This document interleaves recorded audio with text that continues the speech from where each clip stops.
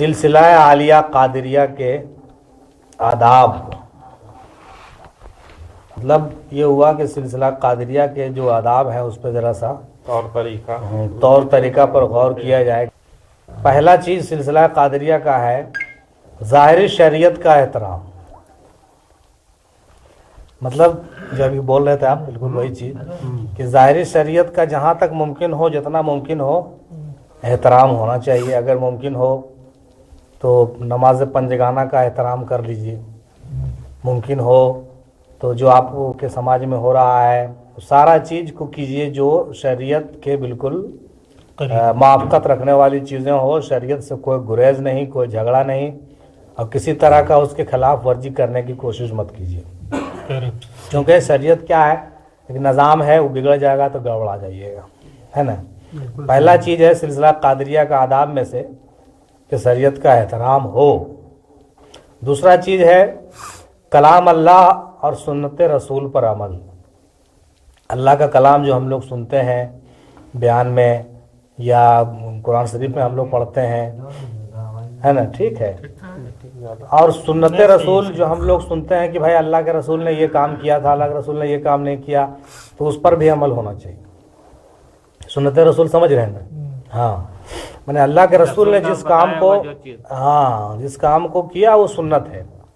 अल्लाह के रसूल के जो भी ज़िंदगी से जुड़ी हुई चीज़ें हैं तो उसके लिए मुमकिन है कि आप अच्छी हदीसों, सच्ची हदीसों का भी मुताला किया कीजिए ताकि उस सुन्नत को अपनी ज़िंदगी में उतार सकिए। जी हाँ, कलाम अल्लाह और सुन्नत रसूल पर अमल। तीसरा है अकायदे अहले सुन्नत पर अमल। गौस पाक का जो सिलसिला है वो बताता है कि अहले सुन्नी वल जमायत का जो तरीका है उस पर अमल करिए, ना कि दूसरों के मसलक पर चलना है। देवबंदियत और अहले हदीस ये सब चीज़ों से जो है बायकाट आपको करने का ऑर्डर दिया जाता है। गौसिया सिलसिला में, मतलब सिलसिला कादरिया का ये आदाब है कि उन लोगों के आदाब जो है अहले हदीस और फलाना ये सारा जो है वो सब से हम लोगों को मतलब नहीं, बल्कि सुन्नी जमायत में जो बातें हैं उस पर हम लोग का ध्यान देना होगा। और सुन्नी जमायत को मानते हुए, अब देखिए सुन्नी जमायत की जब बात निकल गई तो एक बात कह देते हैं कि सुन्नी जमायत के भी बहुत सा साख हो गया है। एक सुन्नी जमायत है जो कहीं ना कहीं जाकर के दूसरे मसलक से मिल जाता है, एक तो है कि थोड़ा सा हट जाता है कहीं कहीं। तो वैसा सुन्नी जमायत में रहिए जो गौस पाक से भी मेल खाता हो और ज़्यादातर बुजुर्गान दीन से मैच खाता हो। इस तरफ इशारा है कि सुन्नी जमायत पर रहना। चौथा है कि रियाजत नफ्स का करना। अभी हम लोग बात कर रहे थे इस सिलसिले में कि जितना मुमकिन हो रियाजत करें। जैसे हम लोग अभी जो बैठे हैं रात में, ये भी एक रियाजत है। इबादत भले मत कहिए इसको, लेकिन रियाजत है ही। रात को जाग रहे हैं, कम बात नहीं समझिए इसको। तो ये अपने नफ्स को हम क्या कर रहे हैं, नींद आने वाला था, नींद आ रहा था, लेकिन नींद हम भगा रहे हैं, चाप रहे हैं, तो क्या है, हमारा नफ्स पर गलबा हो रहा है जी। तो यही तो रियाजत है। रियाजत करके अपने नफ्स को क्या करना है, उसको जगह पर लाना है, उसको सही जगह पर ले जाना है। ये रियाजत नफ्स करने की तरफ आपका इशारा है कि रियाजत में अपने नफ्स को लगाइए, थोड़ा बहुत खटाइए उसको। नफ्स परस्ती में मुब्तला नहीं रहिए, बल्कि रियाजत से उसको डाउन कीजिए। हाँ, उसको रियाजत कीजिए। रियाजत की भट्टी में जब, अभी से हुआ ना बयान में हुआ ना कि रियाजत की भट्टी में जब तपेगा तब जो है उसमें बात कुछ और होगी। पांचवा है सब्र जमील रखना। सब्र माने सब्र जमील माने खूबसूरत, माने सब्र ऐसा हो कि बड़ा खूबसूरत सब्र हो, इन्हें कि सब्र ऐसा हो कि बड़ा भयानक हो, ऐसा सब्र नहीं, खूबसूरत सब्र हो।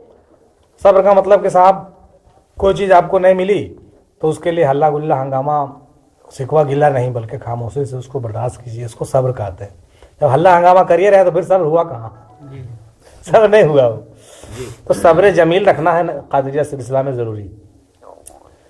कोई चीज़ मिला नहीं मिला, हाँ मिला, जैसा भी है जो भी है उसको सब्र के साथ लेके चलना है। अगला है छठा तलब मौला में सरगर्मी।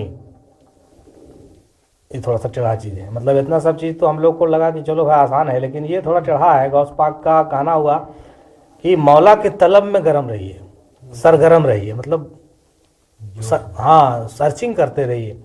मौला को चाहिए, दुनिया को मत चाहिए, जन्नत को भी मत चाहिए। ऐसा टारगेट रखिए कि हम मौला को चाहें। तलब मौला की तड़प होनी चाहिए। कादरिया सिलसिला के आदाब में से ये भी है कि मौला की तलब रखनी जरूरी है। 7वां है मसाइब पर तहम्मुल रखना। मसाइब माने मुसीबत, परेशानी, तकलीफ। मुसीबत, परेशानी, तकलीफ जो हम लोगों की ज़िंदगी में आता है, तरह तरह का आता है, कभी कभार बहुत ज़्यादा आता है, उस पर तहम्मुल रखना, मतलब काबू। हाँ, उस पर काबू रखना है, उसको बर्दाश्त भी करना है, बर्दाश्त करना पड़ता है। ख़ास तौर से अल्लाह रसूल के रास्ते में चलिएगा तो थोड़ा ये सब चीज़ पर ज़्यादा ध्यान देना पड़ेगा, इसलिए कि जब कोई आदमी कुछ करता है तभी उस पर इम्तहान आता है।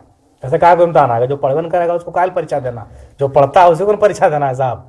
जो लड़का बाहर में खेल रहा है उसको क्या परीक्षा से मतलब है, लेकिन जो ऑलरेडी रजिस्टर्ड है, सेंटअप कर चुका, उसको परीक्षा देना पड़ता है। जाहिर सी बात है कि मसायब आएगा, आपको मसायब जरूर आएगा। मौला अली का एक जगह बयान देखिए, हम पढ़ रहे थे कि कहते हैं कि जो हमसे मोहब्बत रखेगा उसके तरफ मुसीबतें वैसे आएगी जैसे ऊंचाई की तरफ से पानी गड्ढा की तरफ आता है, इतना ढलुआ सा आवेगा, एकदम सड़सड़ा के आवेगा। तो ये रास्ता थोड़ा सा तो है मुश्किल भाई, कहीं कहीं पर थोड़ा सा बर्दाश्त रखना पड़ेगा, एकदम अकबकाने की जरूरत नहीं है। हालांकि ऐसा नहीं कि वो बहुत आपको बर्बाद कर देगा, सो बात नहीं है। मुसीबत आवेगा और चला भी जाएगा, समझिएगा, आपको तबाह कर देगा नहीं करना है। हाँ, वो आपको बनाने के लिए आता है। मसाइब पर तहम्मुल रखना। 8वां है लगातार जद्दोजहद जारी रखना।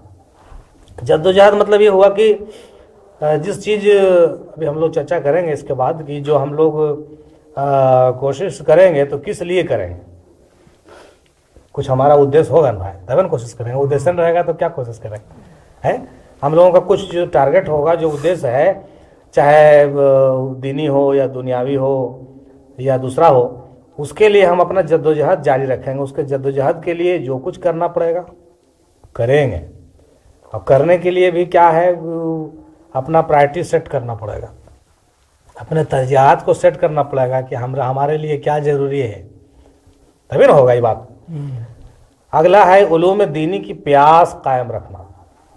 मैंने दीनी इल्म सीखने का प्यास हो, ये नहीं सोचा कि दोस्त हम तो सब जान गए, हमको कोई ज़रूरत नहीं, हम तो बहुत ज़्यादा काबिल हो गए हैं। ये आदाब कादरिया के खिलाफ है। हमेशा जो है एकदम प्यासा बने रहिए। पानी, जैसे पानी के लिए आदमी प्यासा होता है, वैसे इल्म के लिए प्यासा रहिए। कहाँ से कोई अच्छा इल्म मिल जाए एकदम तुरंत ले लीजिए। और ये आदत रखिए कि ज़्यादा बोलने के बजाय ज़्यादा सुनने की आदत डालिए। जो ज़्यादा बोलता है वो सीख नहीं पाता है, क्योंकि वो सुनाने में लगाता है, तो दूसरे को सिखाने में लगा हुआ है। उसके पास जो कुछ है वो दूसरे को दे रहा है, वो गेन नहीं कर रहा है। खामोश रहिएगा तो सुनिएगा, सुनिएगा तभी न सीखिएगा। जब बोलते रहिएगा तो अगला सुनेगा, आप वो तो निकल जाएगा ऊपर से, आप तो सीख नहीं पाइएगा कुछ। तो कहा गया कि अगर सीखने की सलाहियत आपको हो ना, तो एक जाहिल आदमी भी आपको सिखा सकता हो। कुछ न कुछ आप सीख लीजिएगा उससे। ये आदत बनाइए कि अपने को खामोश रखिए, उसका सुनते रहिए। कहीं ना कहीं से देखिएगा वो आपको कुछ न कुछ बात आपको सिखा देगा। जब ज़्यादा जरूरी है, आपको कहा जाए कि बोलिए, तब आप बोलिए, नहीं कि बगैर बोले आप बोल रहे हैं तो फिर क्या होगा कि बेकार हो जाएगा वो। उलूम दीन की प्यास कायम रखना है। फकरा की मजलिस में रहना। फकरा मतलब फकीर लोग, हाँ, फकीर लोग मतलब गरीब भी कहिए इसको, और इस तरफ से भी इशारा मिलता है कि जो अहले मजलिस लोग हैं, हाँ, जो फकरा किस्म के लोग हैं, जैसे दादा हुजूर फकीर में से थे, है ना, वैसे बुजुर्ग आदमी जो फकीर किस्म के हों, तो उनकी मजलिस में रहना चाहिए। अमीर के मजलिस में मत बैठिए। अमीर के मजलिस में बैठिएगा, वो आपको अपने तरह बनाएगा, अपना रंग रूप उसमें आपको ढालेगा। आपको भी लगेगा कि हाँ, हमारा भी जरा ऐसे घर रहा था, हमारा भी जो कर रहा वैसे ही करते, बड़ा अच्छा था। लेकिन अगर फकरा के पास बैठिएगा तो आपको बड़ा सब शुक्र रहेगा कि नहीं भाई, उसके पास ये चीज़, देखो नहीं मेरे पास ये चीज़ है, ये पहला बल्कि अच्छा लगेगा मन में। और ऊपर से क्या होगा कि अगर वो सही मानों में फकीरी लाइन का आदमी है तो वो आपको कुछ देगा। हाँ, फकरा की मजलिस बड़ी बात। 11वां था कि अगनिया से परहेज रखिए। वही जो भी हम बोल के गए, मतलब जो गनी लोग हैं, जो पैसा वाले लोग, मालदार लोग हैं, उससे दूरे रहिए, थोड़ा दूरे से, मतलब ज़्यादा नज़दीक नहीं। बल्कि और कहा गया, दूसरी किताबों से पता चलता है, सूफिया की किताबों से, कि उससे अकड़ के बात कीजिए। हाँ, आप गरीब हैं, वो अमीर है ना, तो आप उससे झुक के नहीं बात कीजिए, उससे अकड़ के बात कीजिए, उल्टा कीजिए। ये रास्ता हम लोग को बताता है कि किसी अमीर से मिल रहे हैं तो अकड़ के मिलिए। इससे पता चलता है कि आपको अल्लाह पर भरोसा है, उस पर, उससे कोई उम्मीद नहीं आपको है। ईमान के इजाफा का पता चलता है। और गरीब से मिलिए तो एकदम मामूली से नरमी से मिलिए, लगे कि आप उससे ज़्यादा गरीब हैं, आप उससे ज़्यादा एकदम मतलब ये है, ये तरीका बताया गया है। उनको एहसास हाँ, मतलब गरीब से मिलिए तो एकदम नरमी से मिलिए, और अमीर से मिलिए तो मतलब गुरूर जाहिर कीजिए, ताकि उसको लगे कि अरे इसको हमारी ज़रूरत नहीं है, भगावेगा आपको, भगावेगा तो आपके हक में अच्छा रहेगा, समझे ना। फकरा की मजलिस में रहना है, अगनिया से परहेज रखना है, बादशाहों और दौलतमंदों से दूरी बनाए रखना है। बहुत एहतियात किए हैं गौस पाक, 3-4 पॉइंट देखिए उसका बना है।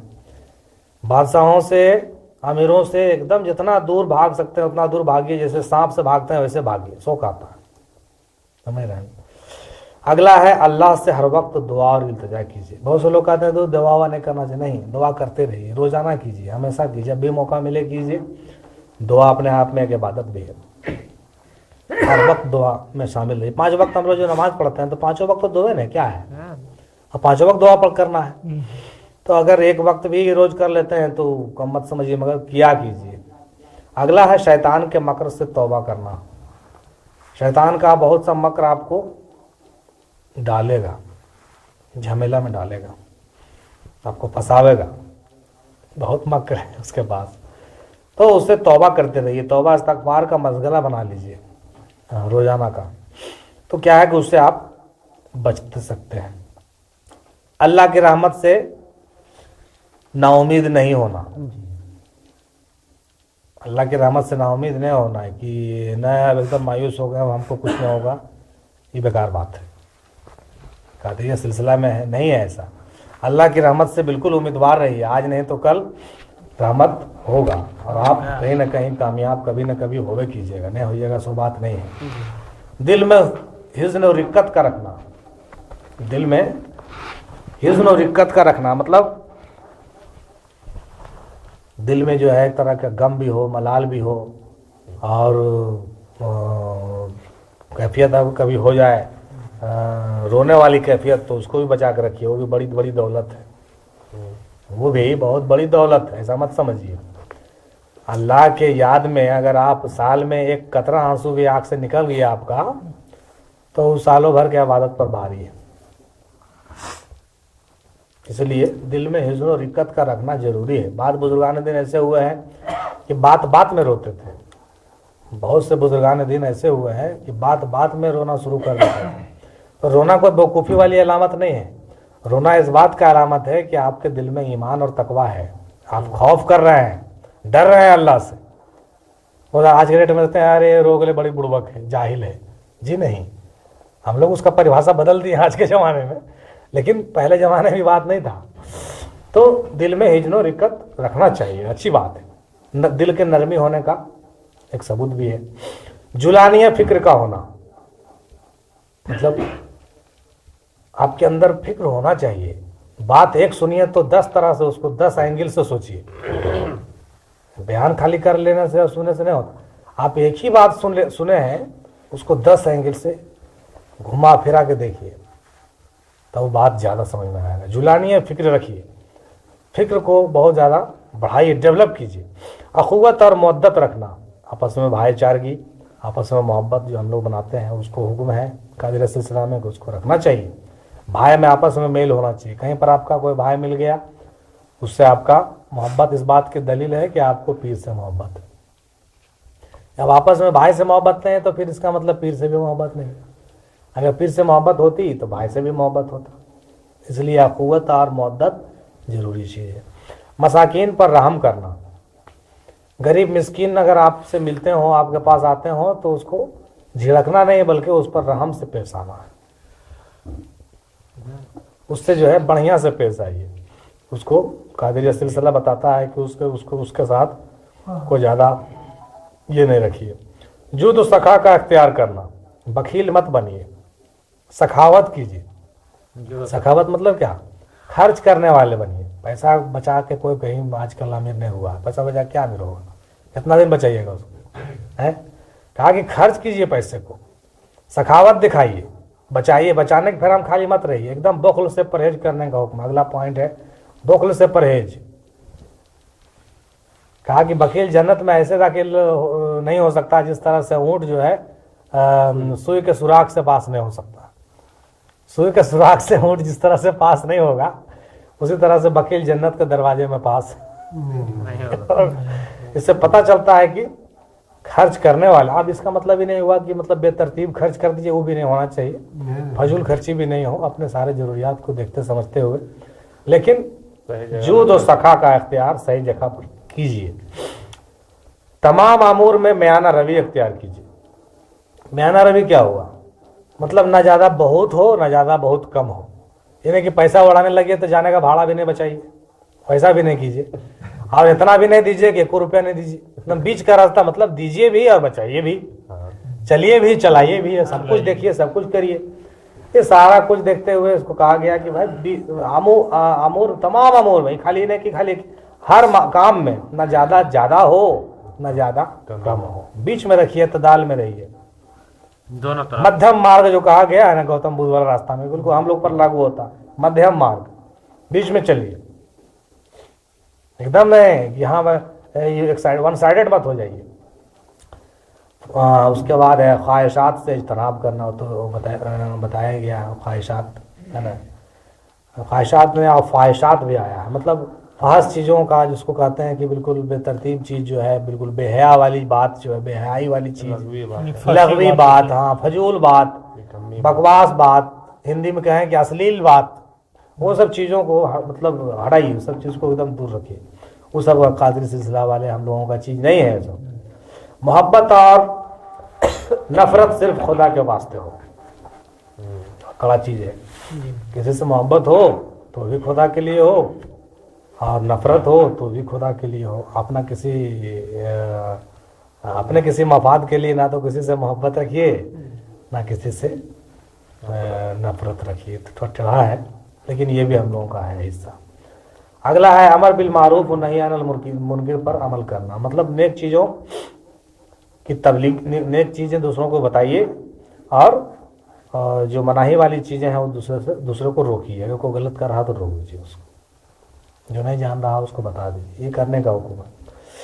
दीन के मामलात में सख्ती से पाबंदी रखना, ये कादिर सिलसिला का है। दीन के मामले में पाबंदी जहाँ तक हो सके कीजिए। हाँ, मतलब कोई चीज़ बना लीजिए कि हाँ ये हमको ये रोज़ करना है तो रोज़ करना है, एकदम नागा होने का प्रयास नहीं। जैसे हम लोग यहाँ पर कैसा पाबंदी रखे हैं, 6 तारीख को आना है तो आना है, चाहे जो हो जाए, ये भी पाबंदी नहीं हुआ।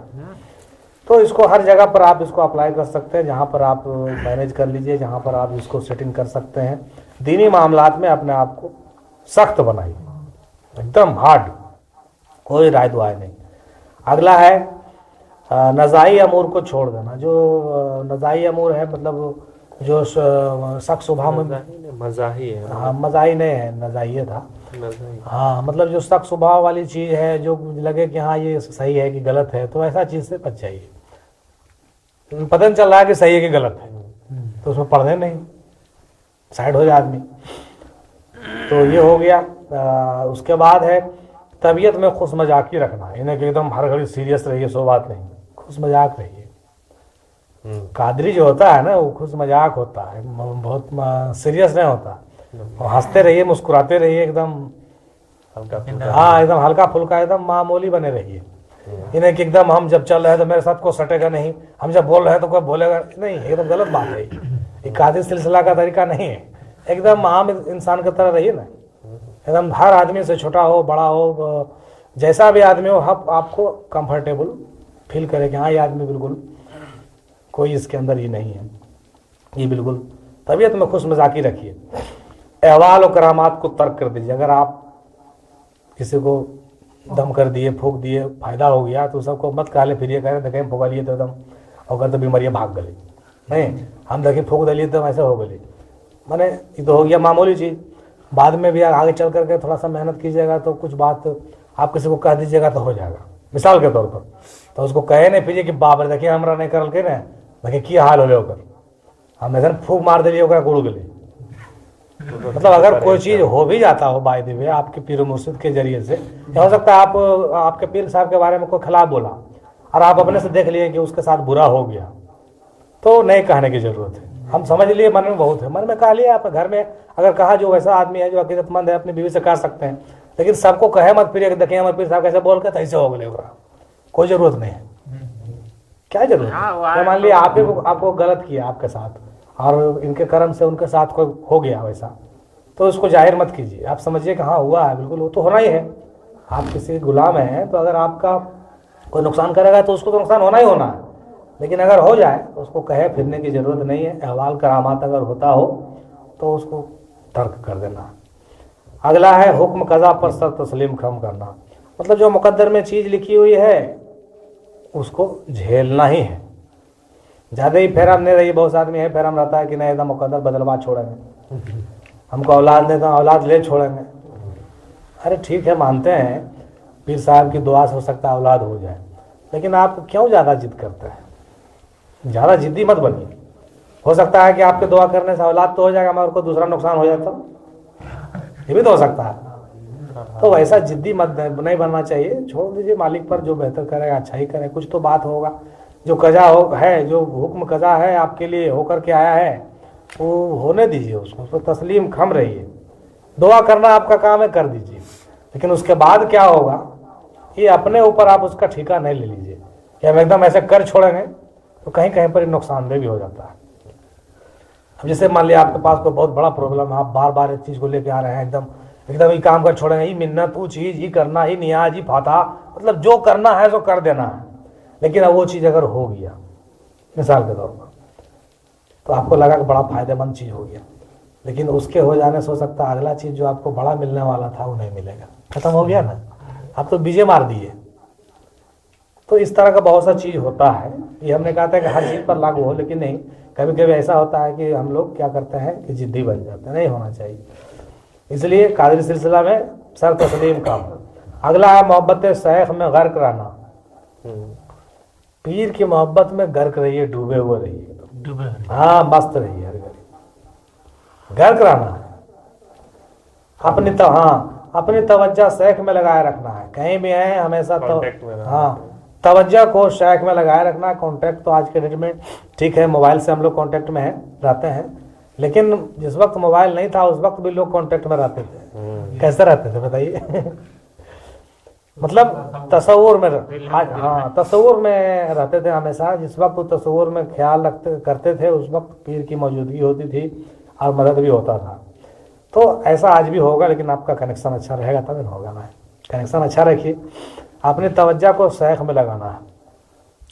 किसी वक्त जब भी मौका हो पीर को तस्वुर में कोई काम कीजिएगा, आपका काम अच्छा होगा। कहीं पर भी आप शुरू कीजिए, पीर का तस्वुर में काम को कीजिए, देखिएगा कि आप बड़ा कामयाब रहिएगा। तमाम अहवाल में जमियतुल क़ल्ब का इख्तियार करना। जमियतुल क़ल्ब का मतलब क्या हुआ? एकदम दिल जमाए रहिए, निठल्ले हो जाइए, एकदम साइड होकर एकदम इत्मीनान से मामले में बैठिए जिस मामले में बैठना है। कोई इधर उधर का ये नहीं कि उधर का भी ध्यान, इधर का भी ध्यान, इधर भी फोन कर रहे हैं, उधर भी सुन रहे हैं, इधर भी, मतलब बहुत ज़्यादा एडवांस मत बनिए। जमियतुल क़ल्ब रखिए, एकदम अपने कल्ब को दिल जमाई बना के रखिए, है ना। मार के बोल चाहिए सब चीज सुधार, ये सब हम लोग करेंगे तब सुधरेंगे जी। सुधरेंगे कैसे? कर रहे हैं उसके तरफ ध्यान देना, दूसरा कुछ ना ध्यान हर, हाँ कंसंट्रेट रहिए, कहीं भी रहिए कंसंट्रेट रहिए, अच्छा से कीजिए उस काम को। हाँ ये नहीं कि आधा इधर आधा उधर, तो कोई काम अच्छा नहीं होगा, है कि नहीं। तो बिल्कुल जमियतुल क़ल्ब के साथ कीजिए, और नहीं हो रहा है तो बाद में कीजिए, मगर एकदम इत्मीनान से कीजिए। तमाम अशिया में मुशाहदा हक करना बहुत बड़ा चीज़ है। कादिर सिलसिला का ये जो है अंतिम पॉइंट था कि तमाम अशिया में हक का मुशाहदा कीजिए, चाहे वो जो भी मखलूक हो या कोई भी चीज़ हो, कायनात का कोई भी ज़र्रा हो, उसमें अल्लाह का मुशाहदा कीजिए, उसके करामात को देखिए, उसकी निशानी को देखिए, उसको हिकमत को देखिए, उसकी कुदरत को देखिए, मुशाहदे में रहिए कि भाई ये जो है कैसे है और कहाँ है। इल्म आसिया, हाँ इल्म आसिया नहीं, तमाम चीज़ें, आसिया माने चीज़ें, तमाम चीज़ों में अल्लाह का मुशाहदा करना ये बहुत बड़ी बात है। जी हाँ, बहुत बड़ी बात। तो ये 33 चीज़ जो है सिलसिला कादिरिया के आदाब में से थे, जिसको हमने जो है मुख्तलिफ कादिरिया सिलसिला के किताबों से निकाल करके आपके सामने पेश किया है।